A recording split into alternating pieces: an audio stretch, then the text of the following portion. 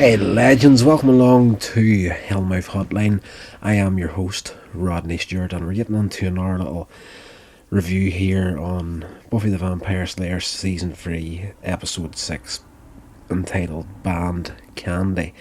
And yes, in this episode, original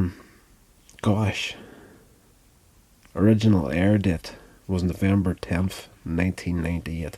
I still find it hard to believe that this show is that old. It just seems like yesterday we were checking it out on the first runs of it. So, at the beginning of this episode, we get a little scene with Buffy and Giles. They're in a graveyard on patrol, but Giles, been the kind of a father figure to Buffy, is running her through revisions for her SATs, and she's not happy. She doesn't test well, and she just wants to be a kid, and that plays on it in a big way in this episode as well. She kind of feels that she's been suffocated by both Giles and her mother after running off at the end of season 2, so they're on her back in a big way in this episode. But the next day, when they get to school, Principal Snyder is waiting on them, and he's got all these boxes of chocolate bars that he wants the students to sell to raise funds to get new uniforms for the school band.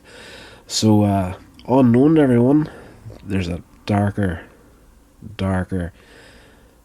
thing about these chocolate bars, which happens later on in the episode. We get some really funny parts in this episode with the grown-ups.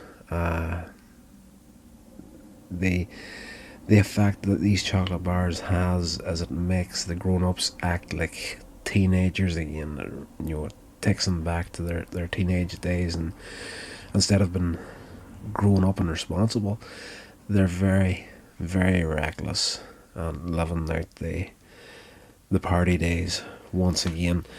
But we're skipping ahead right there. So Buffy and the gang are given these bars. They're told to go sell them, and of course Buffy goes straight to her mother, tries to sell the whole lot to her, which doesn't happen. She only buys half of them, and sells the other half to Giles when he's trying to get her in for some more training in the library. We get a little visit to Angel in this episode. Of course, he's resurrected now after getting killed by Buffy at the end of season 2. Resurrected a few episodes into this season, and he's starting to recover now. He's starting to get his humanity back, and Buffy visits him, and he's practicing Tai Chi in the garden of the big manor, whatever you want to call it, where he was killed and resurrected. And they have a bit of a back and forth, kind of a tender moment, but there is that distance grown between them, which is fair enough considering that Buffy killed the man. And as we do know, if you know this series whatsoever, you'll know where this leads to, and this is the early steps to Angel exiting Buffy the Vampire Slayer as a regular. The next day at school, Giles fails to show up for the study hall. Rosander and Willow, they're playing footsie under the table. Willow has had feelings for Xander for a lifetime. He's only ever seen her as a friend, and recently they've kind of crossed that line slightly, and where's it going to go and whatnot. But the big thing here is Xander is dating Cordelia at this point, and Willow was dating Oz, so there's going to be a backlash at some point over that.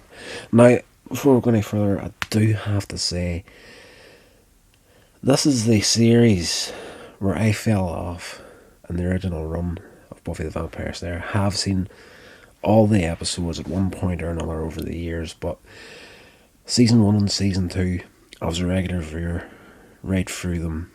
But season 3, in my mind, was up against it because of the strength of season 2. Season 2 was an absolutely an amazing season for Buffy the Vampire Slayer. Fantastic, and to follow that up was always going to be difficult. And for me, I know there's a lot of strong parts in this season. It wasn't enough to hold me in the original run of it. But getting back into it now, and I'm really appreciating it a lot more. But yes, it's kind of hard to follow up that hit album. You know what I mean? So yes, Giles was meant to be over study hall. He didn't turn up, and last we seen of him, he was with Buffy's mother at Buffy's house, and when Buffy was sneaking off to visit Angel, nobody knows other than Buffy that he's actually alive at this point. So she's sneaking behind everybody's backs to go check out, see if he's okay, and she plays off Buffy's her mother. Sorry, Buffy plays her mother off using Giles as an excuse, and she's playing Giles off using her mother as an excuse. So they catch her out in the lie, and yes, there's some harsh truths thrown at Buffy at that point of the episode. How can we trust you after what you did? Buffy's looking for more freedom. Take the leash off. Give me some room here to breathe, more or less. And her mother's like, the last time you were, we trusted you, you ran off to LA, and yes, so things aren't fantastic. And Buffy's home life in this episode, well, it's a mother being a mother looking after her daughter. It's just one of those things, and we've all been there as teenagers. You kind of wanted to get that bit more freedom, but your parents weren't stupid enough to let you have it at a stage. And like Buffy's mother's not even letting her drive at this point.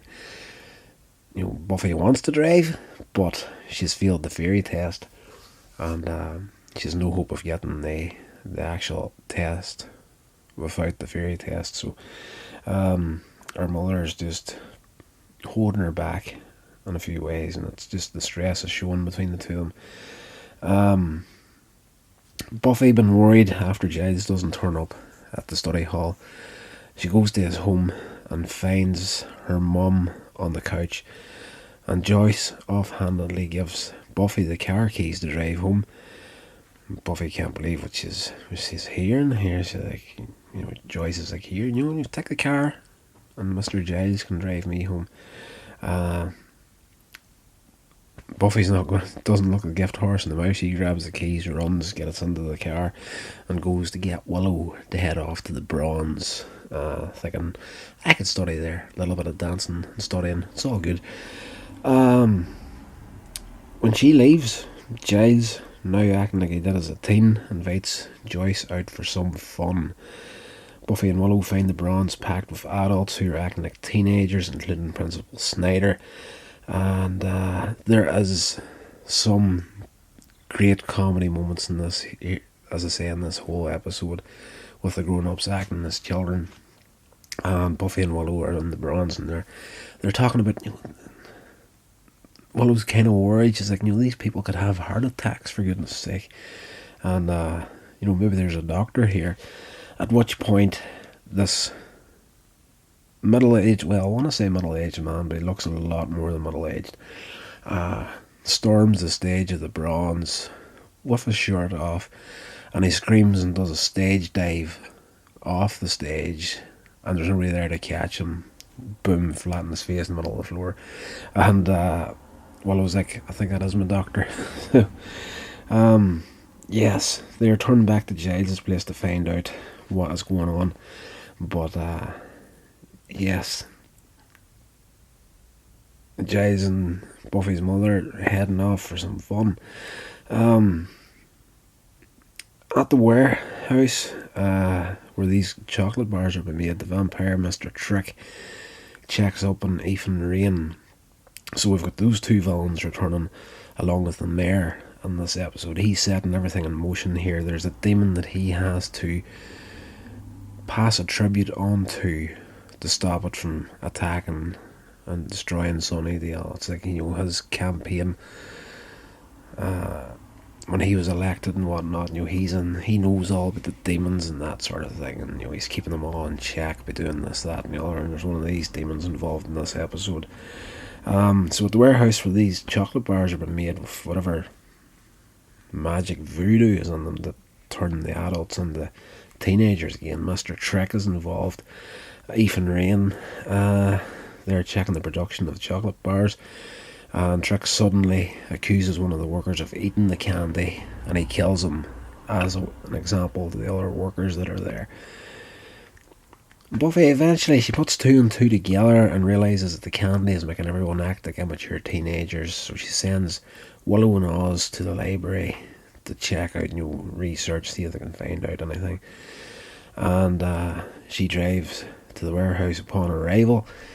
Buffy finds her mother and Giles kissing in the middle of the street, and inside the warehouse Buffy catches Ethan Rain, and her threat of violence persuades him to reveal that Trick needs to dull Sunnydale adults in order to collect a tribute for a demon named Lacronus. I hope I said that name right. So when all this is going on, 4 vampires enter Sunnydale Hospital to remove. They go to the hospital and they take 4 newborn babies. At which point, Willow phones Buffy from the library and tells her that Lycurus eats babies. And Giles remembers, he's acting like a kid. He's underneath this spell, this magic voodoo or whatever. But him being the gigantic nerd that he is, just like myself, happens all the time. Random pieces of dorky knowledge will pop out unexpectedly, and that happens with Giles in this episode. And he remembers from his books that the demon may be found in the sewers. So down in the sewers, the mayor is in there along with Mr. Trick, and they're waiting impatiently while the 4 vampires chant in a ceremony to summon the Cronus. Buffy, Giles and Joyce crash the party, and the mayor quickly flees. Nobody's seen him. So, spoilers, he's the big bad in this season. Buffy fights with the vampires along with Giles helping out. He's back in his teenage days where he's the hard man, trying to be the hard man. He's jumping in there all recklessly. Just everything that he's normally telling Buffy, teaching her not to do, he's doing it in this episode. And a huge, where am I at now? I've lost my place in my notes as per usual. That happens on every podcast. I do apologise. Get used to it, guys. Professional, my ass. So while the fight's going on, Joyce, Buffy's mother, grabs hold of the babies, takes them to safety, and a huge snake-like demon appears, and the first thing it sees is one of the vampires, and it swallows him whole. This thing is absolutely huge. Giles attacks Mr. Trick, but he's thrown into the path of Lacronus, and he just gets out of the way in time. The Cronus comes out after having eaten that vampire. He's going to go for Giles, but Giles manages to get away, and Buffy pulls down a gas pipe and igniting a fire that sets the Cronus on fire and kills him. So the babies are saved, returned to the hospital. That's a happy ending, more or less. So back at the office of the mayor asks why Trick fled, allowing Buffy to kill the Cronus. He just, when the battle started to turn, he turned on his heels, off he went. So he has to face down the mayor now to explain his actions. The mayor asks why did he allow Buffy to kill the Cronus, and Trick replies that he thought he was doing the mayor a favour by having the Slayer kill the demon, leaving one less demon to whom the mayor would have to owe tribute. But the mayor warns Trick against doing him any more such favours. Next day, the adults, they've all returned to their senses. Whatever this spell was wears off after a bit. Buffy and Giles meet Joyce, and Buffy explains that they're lucky she stopped them before they did, and he did more than they did. My England is crap. Buffy explains that they are lucky she stopped them before they did more than they did. No, that does make sense. It just doesn't look right. But you're led to believe at the end of this episode, you know, you're acting like kids, you're all reckless. I'm glad I stopped you before you did something really stupid. So we get the inclination at the end of this episode is that Giles and Buffy's mother have slept together, which is very, very possible, because in that sequence in the beginning of the episode where the two of them are only starting to eat the chocolates at night time, they're going to town on Buffy, giving her a hard time, and it's the next day after Giles doesn't turn up the study hall where Buffy goes looking for him. So there's been a night right there, and they've been together the whole time. So it definitely did happen. Joyce and Giles look embarrassed. Buffy fails to notice. That is pretty much the episode in a nutshell. Now, I have to say, once again, this season is, don't get me wrong, it has its place, and there's a lot of stuff, character development coming up in the series. It's going to be very important going on, not just for Buffy the Vampire Slayer, but for the spin-off Angel as well. You've got Faith the Vampire Slayer in the mix as well. She's going to come a big part of this series as well, and she's going to be, there is a fantastic two-parter in the Angel series concerning Faith, which is absolutely fantastic, but we'll get to that in due course.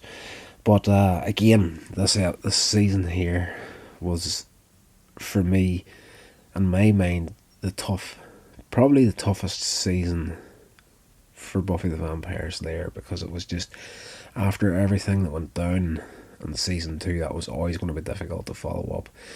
But obviously they did well, because eventually, whenever the series ended, or we thought that it had ended, they actually brought it back for another, I want to say 2 seasons, but it could have been 1 season. It definitely ran a lot longer than was anticipated for the series. So that's going to do it for this episode, guys. Hope you enjoyed this little chat on Buffy the Vampire Slayer. I'm going to go now, grab some sleep, because I am up at stupid o'clock in the morning to go to work. I absolutely hate the whole 9 to 5 life. Well, I can't even say the 9 to 5 life, because my hours this week are going to be something ridiculous, like 5 in the morning to 2 in the afternoon, something stupid. They got completely unrealistic crap hours. Is it any wonder I have got no social life if I'm working hours they got there? So that's going to do it, guys. Stay safe, and I'll talk to you in the next episode.